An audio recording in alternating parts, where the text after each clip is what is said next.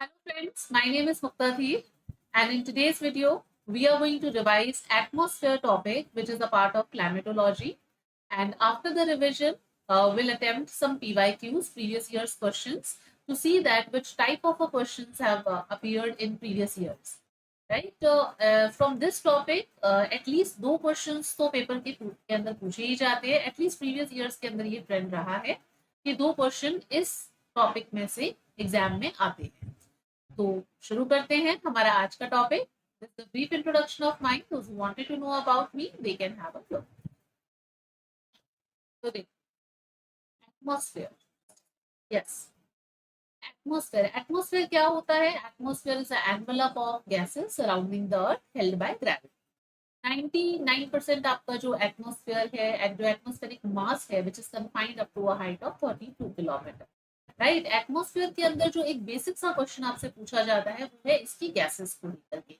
अब किस तरीके का होता है, देखो आपसे ये पूछा जाता है कि सबसे ज्यादा प्रपोर्शन में कौन सी गैस है, तो एक हम उसका वो कहते हैं ना डिसेंडिंग ऑर्डर देख लेते हैं, जिससे कि आपके सारे डाउट्स जो है वो यहीं पे क्लियर हो जाएंगे। नाइट्रोजन सबसे ज्यादा पाई जाती है, कितने परसेंटेज में? 78% नाइट्रोजन होती है। फिर उसके बाद में oxygen which is 21%, and then come argon which is 0.9%। फिर उसके बाद में आपका आ जाता है ये कार्बन डाइऑक्साइड इज 0.03%। उसके बाद में आपकी जो गैसेस हैं वो सारी ट्रेस गैसेस है, मतलब उनका अमाउंट जो है वो बहुत ही कम परसेंटेज के उसके अंदर, क्योंकि 0.03 तो कार्बन डाइऑक्साइड है, उससे भी कम के अंदर, तो वो सारी ट्रेस अमाउंट में आती है। आपको जो कॉन्सेंट्रेशन परसेंटेज याद रखनी है वो सिर्फ इन चार गैसेस की याद रखनी है ना। अब इसके बाद में जो आपकी ट्रेस अमाउंट की गैसेस है उसके अंदर आ गई neon, helium, methane, krypton, hydrogen, xenon, x की है, ठीक है। फिर उसके बाद में ओजोन, ठीक है। ये सारी की सारी जो है ये सारी आपकी ट्रेस अमाउंट के अंदर है, ट्रेस अमाउंट। अब यहाँ पे आपको जो ध्यान करने वाली चीज है, एक तो ये सीक्वेंस बहुत अच्छी तरीके से याद कर लेना, ये सीक्वेंस इंपॉर्टेंट है, इसको लेकर के कई बार क्वेश्चन पूछा जा चुका है। राइट, फिर ये परसेंटेज आप एटलीस्ट इन चार गैसों का याद रख लीजिएगा कि नाइट्रोजन जो है वो 78% मिलती है, ऑक्सीजन जो है 21%, आर्गन 0.9%, और जो कार्बन डाइऑक्साइड है विच इज 0.03%। उसके बाद में प्लस इनके सिंबल्स भी ध्यान रखिएगा कि मैंने किस तरीके से इनको लिखा है। एक बार एग्जाम के अंदर इस तरीके से भी पूछा गया है कि भाई कि इनका जो मतलब सिंबल है क्या वो सही है या गलत है, ठीक है। तो ये आप इसके बारे में ध्यान रखिएगा। वाटर वेपर जो है विच इज हमारा एटमोस्फेयर है, उसके अंदर वाटर वेपर होती है, डस्ट पार्टिकल्स होते हैं, बहुत सारी चीजें होती है, everyone knows that right. Water vapour जो है which is a primary greenhouse gas, मतलब वाटर वेपर एक प्रकार की ब्लैंकेट का काम करती है, that it actually protects the earth from getting neither too cold nor too hot, ठीक है। तो वो एक ब्लैंकेटिंग इफेक्ट रहता है वाटर वेपर का। फिर उसके बाद में जो वाटर वेपर है उसके बाद में हम बात करते हैं एरोसोल्स की।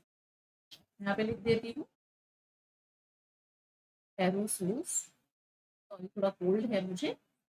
एरोसोल्स, एरोसोल्स बेसिकली क्या होता है? Aerosols are the colloids of fine solid particles and liquid droplets in air. अब अगर आपसे कोई कहे कि एरोसोल्स जो है, अगर कोई इस तरीके का स्टेटमेंट हो कि ओनली सॉलिड पार्टिकल्स है, तो नहीं, गलत होगा, क्योंकि इसमें लिक्विड ड्रॉपलेट्स भी शामिल होती हैं। बेसिकली एरोसोल्स का मतलब है डस्ट पार्टिकल्स, ठीक है ना। तो वो सॉलिड लिक्विड की फॉर्म में जैसे भी हैं तो उनका एक कोलॉइड बनता है, तो वो जो एयर में सस्पेंडेड रहते हैं उसे बोला जाता है एरोसोल्स। एरोसोल्स बहुत ही इंपॉर्टेंट होते हैं बिकॉज एरोसोल्स जो है वो एक तरीके से एक सरफेस प्रोवाइड कराते हैं जिसके अराउंड ही कंडेंसेशन प्रोसेस जो है वो स्टार्ट होती है। तो एरोसोल्स जो है it serves as a hygroscopic nuclei, जिसके मतलब अराउंड ही जो आपकी जो वाटर वेपर है वो कंडेंस होती है, क्लाउड फॉर्मेशन होता है, तो ये सारी चीजों में इसका रोल होता है। एरोसोल्स जो है वो आपके नेचुरल भी होते हैं और एंथ्रोपोजेनिक भी होते हैं। नेचुरल जो एरोसोल्स है वो कौन से होंगे? नेचुरल जो एरोसोल्स है उसके अंदर फॉग हो गया, मिस्ट हो गया, ठीक है। उसके अलावा सैंड हो गया, और आपका ये सॉल्ट, ये क्या कहते हैं, सॉल्ट स्प्रे बोल दीजिए, या सॉल्ट के पार्टिकल्स हो गए, सी सॉल्ट के जो पार्टिकल्स हो गए, सी सॉल्ट, ठीक है, वो हो गया इसके अंदर। Fog, mist, sand and sea सॉ पार्टिकल्स हो गए। उसके अलावा जो नेचुरल, जनरली इस प्रकार से होते हैं जो नेचुरल आपके एंथ्रोपोजेनिक, जो नेचुरल एरोसोल्स होते हैं। उसके अलावा एंथ्रोपोजेनिक एरोसोल्स भी होते हैं। एंथ्रोपोजेनिक मतलब कि human induced, man made, right.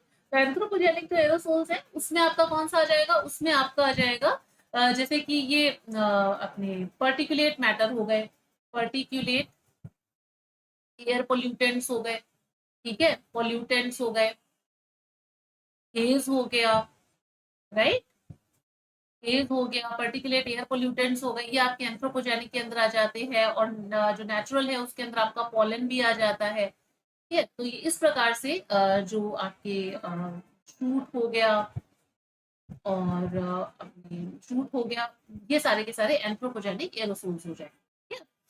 ये सारे एंथ्रोपोजेनिक एरोसोल्स हैं।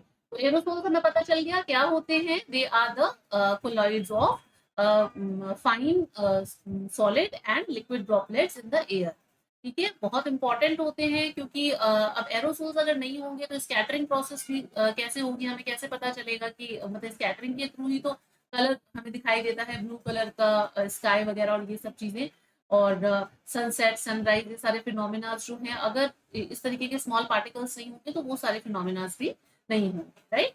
तो ये सारी बात है एरोसोल्स की। अब इसके बाद में हम देखते हैं अपने इसको, लेयर्स को, एटमॉस्फेरिक लेयर्स। अब ये जो डायग्राम है ये आपको बुक के अंदर नहीं मिलेगा क्योंकि ये आपको सिर्फ समझाने के लिए, सिर्फ आपको एक्सप्लेन करने के लिए ही बनाया गया है, मेरा ही बनाया हुआ है। तो देखते हैं, चलो। सबसे पहले आपकी पहली फर्स्ट लेयर कौन सी है, ग्राउंड सरफेस से अगर हम देखें, या फिर जिसे बोल दीजिए लोअर मोस्ट लेयर है जो एटमॉस्फेयर की, which is tropopause, sorry troposphere, right. Troposphere is the lower most layer of atmosphere. अब ट्रोपोस्फेयर जो है ये आपकी मतलब इसकी जो जो कहते हैं कि इसकी जो एल्टीट्यूड है वो वेरी करती है। अब वो आपको इक्वेटर पे तो ये आपको ज्यादा ग्रेटर हाइट में मिलेगी, इसकी एल्टीट्यूड जो है you will find it up to 18 kilometre और sometime 20 kilometres in winters also. और जबकि जो पोल्स हैं जहाँ पे काफी कोल्ड टेम्परेचर रहता है, तो वहां पे आपको जो ट्रोपोस्फेयर है उसकी जो एल्टीट्यूड है, उसकी जो हाइट है वो आपको कम मिलती है, 8 और 6 किलोमीटर ऑल्सो, राइट। कई बुक्स में 8 लिखा हुआ होता है, सविंदर सिंह बुक के अंदर 6 किलोमीटर लिखा हुआ है, और जो इक्वेटर है वहां पे जो इसकी हाइट है वो सविंदर सिंह बुक के अंदर एक ये दे रखी है अपने 16 किलोमीटर दे रखी है, कई बुक्स के अंदर 18 किलोमीटर दे रखी है। बट आपको यहाँ पे ये ध्यान रखना है कि ये वेरी करती है, ये कोई फिक्स नहीं रहेगी। ट्रोपोस्फेयर के जो मतलब हाइट है वो भी मतलब स्पेशली और टेम्पोरली जो है ये ये वेरी करती है, राइट। ट्रोपोस्फेयर जो है अगर हम देखें 0 किलोमीटर नीचे टेम्परेचर कितना था, 25 डिग्री सेल्सियस के करीब अगर हम देखें, तो जैसे जैसे आप एल्टीट्यूड ऊपर की तरफ जाएंगे तो क्या होगा कि जो टेम्परेचर है, एल्टीट्यूड जैसे जैसे इंक्रीज होगी टेम्परेचर वैसे वैसे डिक्रीज होता जाएगा। तो इसको क्या बोला जाता है, इसको कहा जाता है लैप्स रेट, लैप्स रेट, ठीक है ना। And this is the normal lapse rate, क्योंकि बहुत नॉर्मल सा फिनोमेना है कि जैसे जैसे एल्टीट्यूड इंक्रीज होगी टेम्परेचर जो है वो आपका डिक्रीज होगा। कितना डिक्रीज होगा, तो नॉर्मल लैप्स रेट होती है 6.5 डिग्री सेल्सियस पर 1 किलोमीटर या पर 1000 मीटर्स, या फिर आप इस तरीके से भी देख सकते हैं कि 1 डिग्री सेल्सियस पर 165 मीटर्स, राइट। तो एक ही बात है। तो 6.5 डिग्री सेल्सियस टेम्परेचर, जैसे ही आप 1 किलोमीटर ऊपर गए 6.5 डिग्री सेल्सियस टेम्परेचर जो है वो कम हो गया, ठीक है।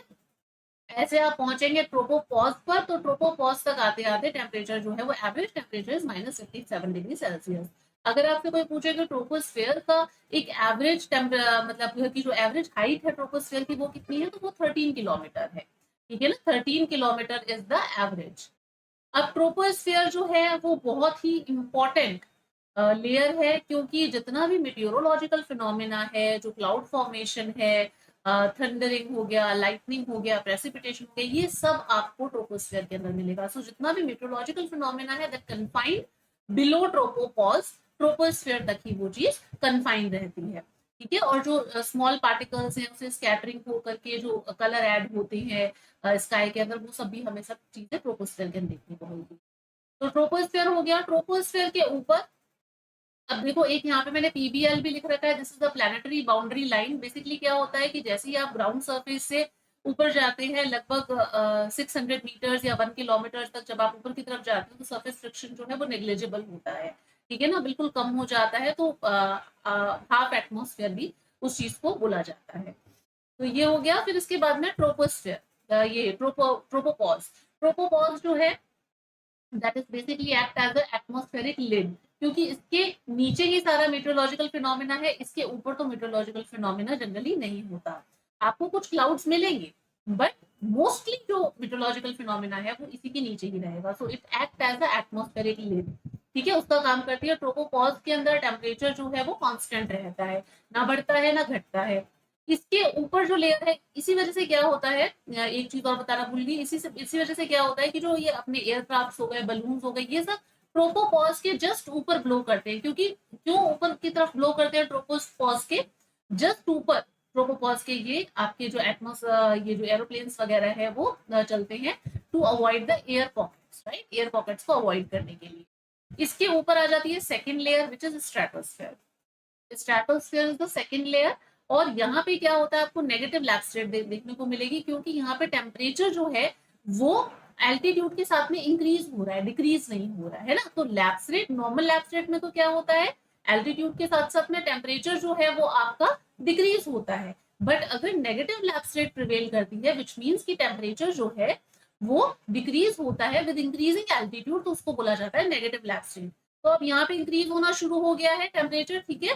तो ये आपकी जो स्ट्रेटोस्फीयर है वो जनरली लेयर जो है वो 15 किलोमीटर या कई बार 18 किलोमीटर, तो इससे लेकर के अप टू 50 किलोमीटर तक ये जो लेयर है वो एग्जिस्ट करती है, ठीक है। ये लेयर यहाँ तक एग्जिस्ट करके यहाँ पे टेम्परेचर इंक्रीज हो रहा है, तो एवरेज टेम्परेचर -57 डिग्री सेल्सियस था। जैसे जैसे इंक्रीज होता गया तो लगभग आपका 0 डिग्री सेल्सियस तक पहुंच जाता है when it comes to stratopause, जब स्ट्रेटोपॉज पे आते हैं तब।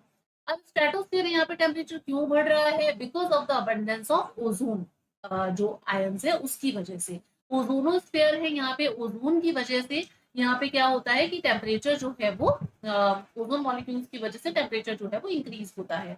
अब ओजोन के बारे में भी एक चीज ध्यान रखना कि ओजोन जो है वो स्ट्रेटोस्फीयर में तो हमारे लिए बेनिफिशियल है, जबकि ट्रोपोस्फीयर के अंदर अगर यही ओजोन है तो ये हमारे लिए हार्मफुल हो जाती है, राइट। तो इसलिए स्ट्रेटोस्फीयर में ये क्यों हमारे लिए बेनिफिशियल है, क्योंकि it absorb the UV radiation. ये यूवी रेडिएशन जो आती है उसको एब्जॉर्ब कर लेती है और हमारी जो मतलब अर्थ है उसको प्रोटेक्ट करती है विद द हार्म ऑफ जो यूवी रेडिएशन जो हार्म हो सकता है उससे। स्ट्रेटोस्फीयर हो गया। स्ट्रेटोस्फीयर की जो मैक्सिमम कॉन्सेंट्रेशन है वो आपको 22 किलोमीटर पे मिलती है, और जनरली ये आपको 32 किलोमीटर तक आपको ओजोनोस्फीयर मिलता है जहां पे, और मैक्सिमम ओजोन की कॉन्सेंट्रेशन जो है वो मिलती है 22 किलोमीटर पे। ऐसे आप देखो कि ओजोन जो है इसके ऊपर नहीं मिलेगी तो वो गलत है, इसके ऊपर मिलती है। अप टू 80 किलोमीटर तक आपको ओजोन मॉलिक्यूल्स मिलेंगे, ओजोन मिलेगी आपको, बट ज्यादा कॉन्सेंट्रेशन जो है वो आपको स्ट्रेटोस्फीयर के अंदर ही मिलेगी, राइट। स्ट्रेटोस्फीयर हो गया। स्ट्रेटोस्फीयर के बाद में नेक्स्ट लेयर जो है विच इज मीजोस्फीयर। मीजोस्फीयर में वापस जो है वहां पे आपकी पॉजिटिव लैप्स रेट है, ठीक है। यहाँ पे नेगेटिव थी लैप्स रेट, एलआर लिख रही हूँ, समझ जाना, नेगेटिव लैप्स रेट, और मीजोस्फीयर पे होती है पॉजिटिव लैप्स रेट। एक चीज और ध्यान रखना कि स्ट्रेटोस्फीयर के अंदर आपको नेक्रस क्लाउड्स मिलते हैं, नेक्रस क्लाउड्स। अब कई बार क्या होता है, कन्वेक्शन एक्टिविटी जो है, कन्वेक्टिव करंट्स जो है वो इतने स्ट्रांग होते हैं कि ऊपर की तरफ थोड़ा और मतलब जो ट्रोपोपॉज है उससे ऊपर भी आपके जो मॉइस्चर है वो आ जाता है। तो उसकी वजह से जो कुछ सिरफ क्लाउड्स जो है वो यहाँ पे आपको मिलते हैं, जिसे मदर ऑफ पर्ल क्लाउड्स या नेक्रस क्लाउड्स भी बोला जाता है। आई रिमेम्बर कि नेक्रस क्लाउड को लेकर के एक बार क्वेश्चन पूछा गया है, तो ये आपको लोअर स्ट्रेटोस्फीयर जो है वहां पे मिलते हैं। नेक्रस क्लाउड्स कहाँ पे? लोअर स्ट्रेटोस्फीयर वहां पे मिलते हैं, ठीक है। Then come to mesosphere. Mesosphere हमने देख लिया कि यहाँ पे लैप्स रेट जो है वो क्या होता है कि एल्टीट्यूड के साथ में आपकी जो मतलब लैप्स रेट तो नॉर्मल लैप्स रेट होती है, टेम्परेचर के साथ टेम्परेचर जो है वो डिक्रीज होता है with the increasing altitude. Mesosphere में अब डिक्रीज होते होते यहाँ पे -90 डिग्री सेल्सियस, कई बार -100 डिग्री सेल्सियस या थोड़ा उससे भी ज्यादा हो जाता है। तो this is the coldest part of the atmosphere. यहाँ पे आपको यहाँ पे मीटियोर्स बर्न होते हैं, और जब मीटियोर्स बर्न होते हैं तो कई बार क्या होता है, जो मीटियोराइट डस्ट होती है, इनफैक्ट आप वहां पे नेचुरल जो जहाँ पे हमने एरोसोल्स देखे थे वहां पे लिख लीजिएगा कि जो मीटियोरिक डस्ट होती है वो भी नेचुरल एरोसोल्स के अंदर ही आएगा, ठीक है ना, वो भी एक नेचुरल एरोसोल्स है। तो मतलब कि नेचुरल एरोसोल्स होता है, तो मीटियोरिक जो डस्ट होती है वो तो यहाँ पे प्रेजेंट होती है क्योंकि यहाँ पे मीटियोर्स बर्न होते हैं। कई बार कन्वेक्टिव जो करंट्स हैं वो इतने स्ट्रांग होते हैं कि वो ये ट्रोपोपॉज और इसके ऊपर स्ट्रेटोस्फर्स को क्रॉस करके यहाँ तक, मतलब मीजोस्फेयर में कुछ मॉइस्चर मिल जाता है, यहाँ तक मॉइस्चर अगर पहुंच जाता है तो वो फिर ये जो मीटियोराइट सॉरी जो मीटियोर्स की जो डस्ट है उसके अराउंड ये कंडेंस होते हैं और यहाँ पे कुछ क्लाउड फॉर्म हो जाते हैं। उन क्लाउड्स को बोला जाता है नॉक्टिल्यूसेंट क्लाउड्स, ठीक है। नॉक्टिल्यूसेंट क्लाउड्स जो है वो आपसे पूछा जाए तो ध्यान रखना मीजोस्फीयर के अंदर बनते हैं। मैक्रस क्लाउड कहाँ पे, लोअर स्ट्रेटोस्फीयर के अंदर। मीजोस्फीयर में कौन से क्लाउड्स बनते हैं, नॉक्टिल्यूसेंट क्लाउड्स, ठीक है। फिर उसके बाद में आ जाओ थर्मोस्फीयर। थर्मोस्फीयर 80 किलोमीटर से लेकर के फिर आगे बियॉन्ड ये चलती है। अब यहाँ पे 480 इसलिए लिखा है मैंने ये क्योंकि जो जी लेयर है वो आपकी 480 किलोमीटर तक जनरली एग्जिस्ट करती है, और उसके बाद में फिर आपकी मतलब थर्मोस्फीयर के बाद में एक्सोस्फीयर वगैरह आ जाता है। तो थर्मोस्फीयर जो है इसी के अंदर, थर्मोस्फीयर जो है इसी के अंदर आपका आयोनोस्फीयर हो गया, आयोनोस्फीयर हो गया। अब ये जो आयोनोस्फीयर है ये आपका जैसे ये 80 किलोमीटर है ना, तो आपका ये 90 किलोमीटर 80 किलोमीटर से आपका आ जाएगा ये 640 किलोमीटर तक इसकी हाइट है, ठीक है ना। और इसके बाद में आता है बियॉन्ड, बियॉन्ड आता है एक्सोस्फीयर, राइट, इसके बियॉन्ड हो जाएगा एक्सोस्फीयर। अब इसके अंदर भी कुछ लेयर्स हैं आयनोस्फीयर के अंदर। आयनोस्फीयर में जो लोअर मोस्ट लेयर होती है वो है आपकी D layer. D is basically solar radiation के थ्रू ये लेयर बनती है, तो इस वजह से ये जो लेयर है ये केवल डे टाइम में अपीयर होती है, नाइट टाइम में ये जो लेयर है वो डिसअपियर हो जाती है। इसकी हाइट अगर हम देखें तो ये आपका मतलब 80 से लेकर के 90 किलोमीटर तक आपकी ये लेयर एग्जिस्ट करती है, 80 टू 90 किलोमीटर तक। और इनफैक्ट जो आपकी लो फ्रीक्वेंसी की जो रेडियो वेव्स हैं ये उसको मतलब रिफ्लेक्ट बैक कर देती है, जबकि हाई और मीडियम जो फ्रीक्वेंसी की जो रेडियो वेव्स हैं उसको अब्सॉर्ब कर लेती है। उसके बाद में आते हैं ई लेयर में। ई लेयर आपकी 99 से लेकर के ये आपकी 130 किलोमीटर तक एग्जिस्ट करती है। ई लेयर को बोला जाता है कैनले हैविसाइड लेयर, कैनले हैविसाइड लेयर, हैविसाइड लेयर। अभी तक एग्जाम में इस तरीके की चीज पूछी नहीं गई है, मैं थोड़ा डिटेल में आपको इसीलिए एक्सप्लेन करा रही हूँ क्योंकि ये पूछे जाने की संभावना है। बाकी चीजें तो पूछी जा चुकी है, ये भी हो सकता है पूछ ले कैनले हैविसाइड लेयर आपके कौन से एटमोस्फेयर में की कौन सी लेयर में मिलती है, तो आप बता सकते हैं आयनोस्फेयर के अंदर, राइट। ईएस और ई टू, ईएस इज जो आपकी ई लेयर स्पोरेडिक और ई टू लेयर दो में डिवाइड से है। फिर उसके बाद में एफ लेयर आती है जिसको कि एपिलेटॉन लेयर बोला जाता है, एपिलेटॉन लेयर बोला जाता है। फिर उसके बाद में आपकी जी लेयर जो ये आपकी एफ लेयर है ये 150 टू 380 के करीब जो किलोमीटर है वहां तक मिलती है। जी लेयर है ये आपकी 480 किलोमीटर के करीब तक मिलती है। और ये जो लेयर है this is basically not very much detectable, right, उतनी डिटेक्टेबल नहीं होती है ये लेयर क्योंकि बहुत ही रेयरिफाइड एटमॉस्फेयर होता है, यहाँ पे आयंस का कॉन्सेंट्रेशन बहुत ज्यादा होता है। इस वजह से जो थर्मोस्फेयर, ये जो थर्मोस्फेयर में भी जो आयनोस्फेयर है ये हमारा जो कम्युनिकेशन है उसके लिए द बेस्ट लेयर है। हमारा जो अर्थ से जो कम्युनिकेशन होता है सैटेलाइट्स वगैरह के थ्रू वो इसी लेयर के थ्रू पॉसिबल हो पाता है। फिर उसके बाद में आ जाओ एक्सोस्फेयर के अंदर। एक्सोस्फेयर जो है that is characterised by Van Allen, Van Allen radiation belt, radiation belt, right. Van Allen radiation belt जो उससे कैरेक्टराइज होती है। और जो एक्सोस्फेयर है इसी के अंदर आपको अरोरास का जो फॉर्मेशन है, जो अरोरास का फिनोमिना है वो आपको देखने को मिलता है एक्सोस्फेयर के अंदर। Aurora borealis and aurora ऑस्ट्रियालिस।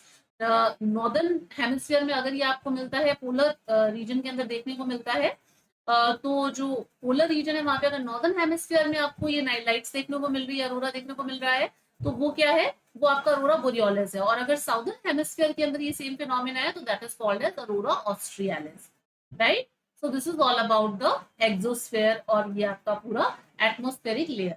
I hope it is clear, आपको अच्छे से समझ में आ गया होगा। अब एटमॉस्फेयर की जो लेयर्स है वो भी होमोस्फेयर और हेट्रोस्फेयर दो में डिवाइडेड है। Homosphere is up to 90 kilometre, उसके बाद में ऊपर जो है वो सारा हेट्रोस्फेयर है, अप टू 10,000 किलोमीटर तक एग्जिस्ट करता है, right. So this is all about the revision of atmospheric topic. I hope you have got a clear understanding of it.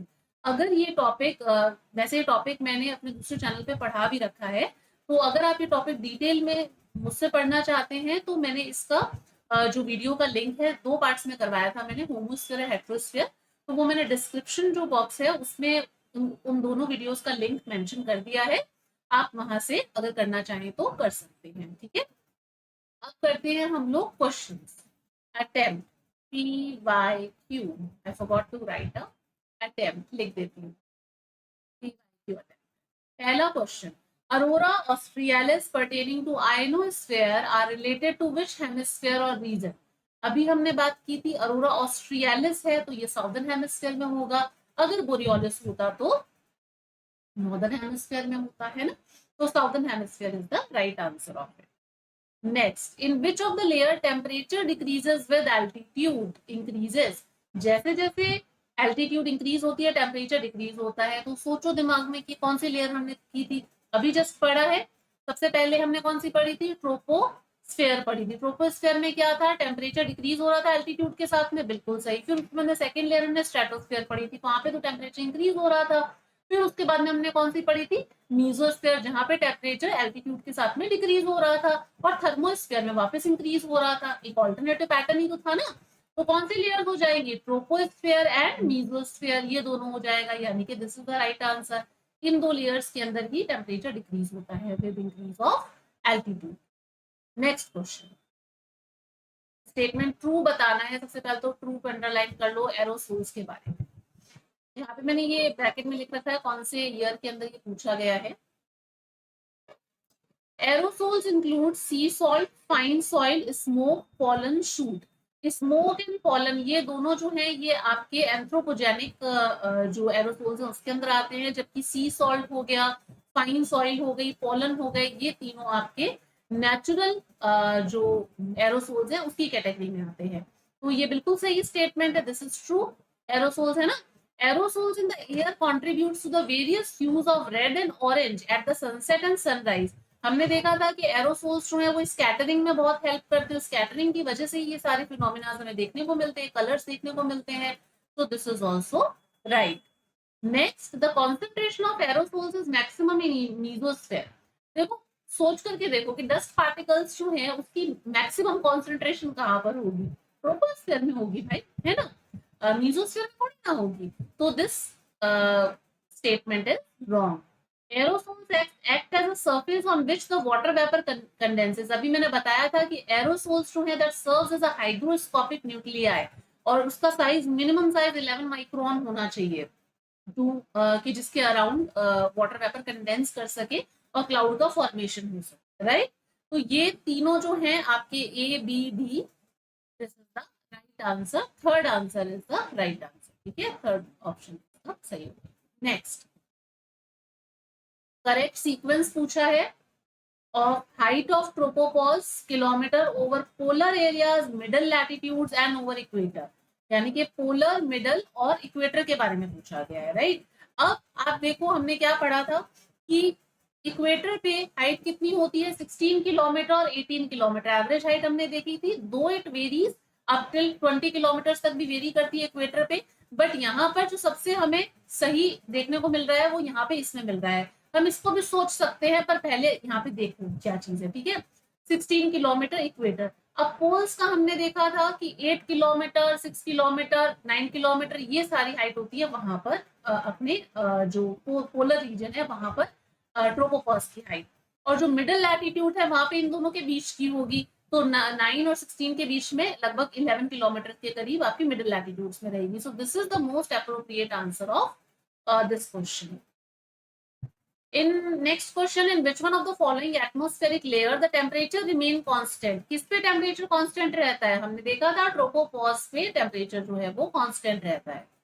ये सारे क्वेश्चन आपको अटेम्प्ट करने हैं, ठीक है ना, ये पॉज करके अटेम्प्ट कर लेना क्वेश्चंस। तो अब यहाँ पे पूछा जाता है कि विच ऑफ द फॉलोइंग, ये ट्री नहीं है, this is trace gases, incorrect sequence of their concentration of descending order.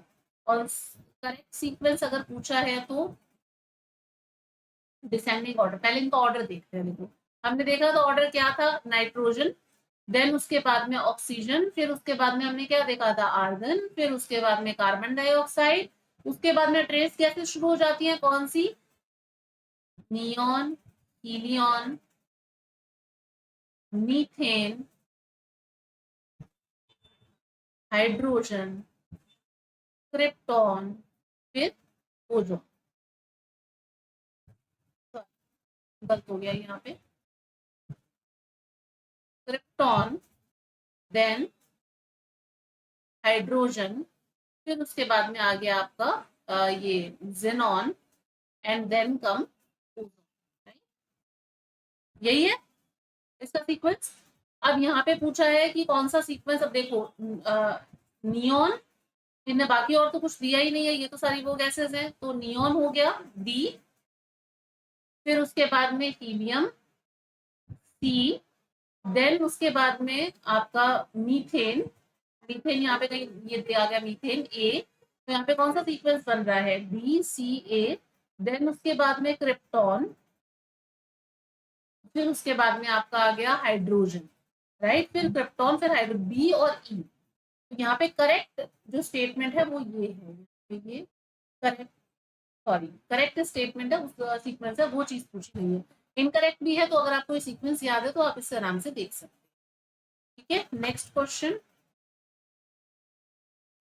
अब सिंबल्स, सिंबल्स में जब लिखा था तब बताया था आपको, नियॉन को NE लिखते हैं, हीलियम को HE लिखते हैं, नाइट्रस ऑक्साइड का सिंबल क्या है, नाइट्रस ऑक्साइड का सिंबल होता है N2O, क्रिप्टॉन KR ही लिखते हैं, बट जो R है वो स्मॉल होगा, राइट, KR इस तरीके से लिखेंगे। तो दो इनकरेक्ट पूछा है इसके अंदर, रिप्रेजेंटेड बाय करेक्ट सिंबल पूछा है, तो A और B हो जाएगा correct symbol, A B correct symbol है। Next question, which of the following represent the source of atmospheric energy. एटमॉस्फेरिक एनर्जी का सोर्स क्या है, infrared radiation emitted downwards from the cloud, no, visible radiation of the scattered upward into space, ये भी नहीं है, एल्बिडो मतलब ही नहीं है, लेटेंट हीट और रिलीज, क्योंकि लेटेंट हीट ऑफ कंडेंसेशन जो है जब वो रिलीज होती है, so that is the source of atmospheric energy. Next, the mean sea level pressure of the atmosphere decreases by half at the altitude of, mean sea level pressure जो है जब जो mean sea level pressure है atmosphere का, वो half हो जाता है कितनी एल्टीट्यूड पे, 6 किलोमीटर पे हाफ हो जाता है। The fall of temperature in troposphere is known as, temperature fall हो रहा है ट्रोपोस्फियर में विद एल्टीट्यूड, तो उसको क्या कहेंगे, लैप्स रेट, है ना, पढ़ा था हमने लैप्स रेट, उसको लैप्स रेट कहते हैं। So this is all about the this topic revision, atmosphere topic revision. बताइएगा मुझे कमेंट सेक्शन में कि आपको कैसा लगा ये रिविजन में सारा, मैंने अपनी तरफ से तो सारी चीजें कवर की हैं, बट अगर कोई चीज रह गई हो या कोई चीज हो तो आप कमेंट में बता सकते हैं। I hope you are enjoying this series, और ये जो सीरीज है ये आपको बहुत हेल्पफुल रहेंगी एग्जाम पॉइंट ऑफ व्यू से। इसकी जो PDF है that I will provide you at this channel MD Panacea of Geography. अगर आप नहीं जुड़े हैं तो जुड़ जाइए, क्योंकि जितने भी वीडियो लेक्चर्स हैं उन सबकी फ्री PDFs यहीं पे प्रोवाइड कराई जाती हैं। अगर आपको कोई क्वेरी है तो आप मुझे पर्सनल डायरेक्ट मैसेज कर सकते हैं, आइदर ऑन टेलीग्राम और ऑन इंस्टाग्राम मुक्ता_धीर, या फिर आप कमेंट सेक्शन में भी कोई चीज पूछना चाहते हो तो वहां पे भी लिख करके पूछ सकते हैं। This is all about the video lecture, I hope you have liked it. अगर आपको ये रिविजन सीरीज पसंद आ रही है तो ज्यादा से ज्यादा अपने फ्रेंड्स के साथ में इसे शेयर कीजिए, लाइक कीजिए। आपके लाइक्स, शेयर्स और कमेंट्स जो है that actually motivates me to make new videos. And अगर आपको मेरा पढ़ाने का तरीका पसंद आ रहा है और चैनल को आपने सब्सक्राइब अभी तक अगर नहीं किया है तो प्लीज कर लीजिए चैनल को सब्सक्राइब, इससे क्योंकि रेगुलर जो वीडियोस अपडेट होते हैं, if you subscribe the channel so you will get the video updates on a regular basis, right? So see you in the next video. Till then, stay connected. Bye bye.